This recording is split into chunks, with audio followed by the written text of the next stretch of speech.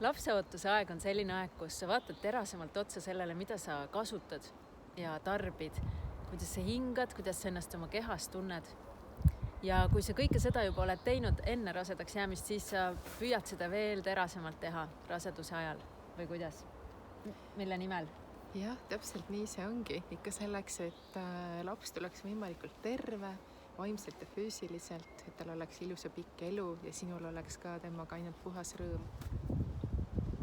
Ja sellised tooted, mida sa tarbid, et see maakera, kuhu sa lapse sünnitad, oleks ka terve selle kõige juures. Et see ei kurnaks emakest maad välja. Mina olen Merit. Kadi Toompere. Ja me teeme webinari, kus me räägime sellest kõige imelisemast ajast naise elus või sellisest erilisemast, mida ju mehena kogeda ei saa. Ehk siis viljakus ja rasestumine, rasedus ja sünnitus ja sünnitusjärgne aeg. Ja mismoodi me räägime sellest oma webinaril? Mina olen selline suhteliselt värske uus lapsevanem, et suuremad lapsed mul on... 8. klassis käis? Jaa, suuremad lapsed on mul päris suured, aga kõige väiksem on alles 1,5, nii et kõik see rasedus ja sünnitus ja imetamine, kõik on sellised äsja läbitud teemad.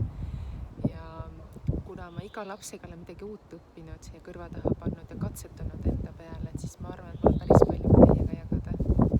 Ja need on just sellised naturaalsemad valikud ja nagu sa ütlesid, et siis selleks, et laps oleks terve, ise oleks terve ja kõik oleks see kogemus nagu parim.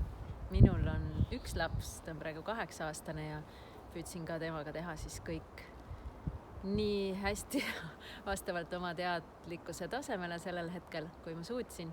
Ja hea meelega jagame teiega neid nippe sellel webinaril. Just. Jah, näeme seal. Aitäh!